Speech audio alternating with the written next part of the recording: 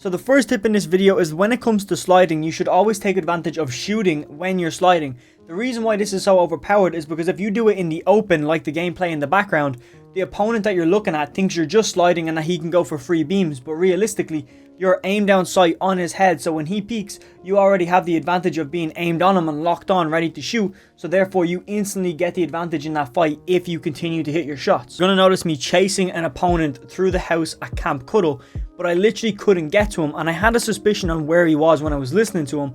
So what I decided to do was actually try and pull off a slide and slide by the window. This allowed him to miss the shot, but the way it stretched my FOV, it allowed me to see him before he seen me, which is a huge advantage in fights, especially if the opponent is a very good player. Another thing you need to master when it comes to sliding is actually holding the slide button when you're about to land after using your glider. So this is actually going to give you an extreme boost, but what I like to do is boost by my opponents and slide. That's what you can see in the background right now. I may not have got a lot of damage, but I distracted him so that way my teammate could get in and do a bit more damage. So in the scenario on screen, basically my teammate died and I was trying to do some damage to the opponent. That way he would back off and I would have the time to heal.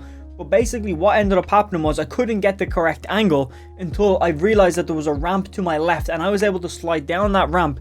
And what happened was when you slide, your crosshair shrinks drastically, so that way when you do hit people, it does a lot more damage because more pellets are going to hit them. So I was able to slide, hit my opponent for 70 damage. I still died in this fight, but the thing is, that was a game changer. It gave me a few seconds to actually get my heals off. What you're going to notice from the clip in the background is that this opponent starts to rush me, and I use sliding as an advantage when I'm in a box fight, even if I'm playing passively. I edit the top 3 of my wall and slide at the opponent. This way it creates a shorter distance between me and him, meaning my pump will do more damage if it hits him, but his will also do more damage if it hits me. But if you pull this off correctly, you will slide so close to the wall that he will literally not have an angle on you, and then you can jump shot him and reset the wall as you're doing that. And I found it to be super effective, and I've started doing it in every fight when I'm trying to play passive and trying to get heals off and somebody won't leave my wall alone. So in this one, a guy was actually rushing me from behind and I ended up beaming him out of the sky, absolutely lasered.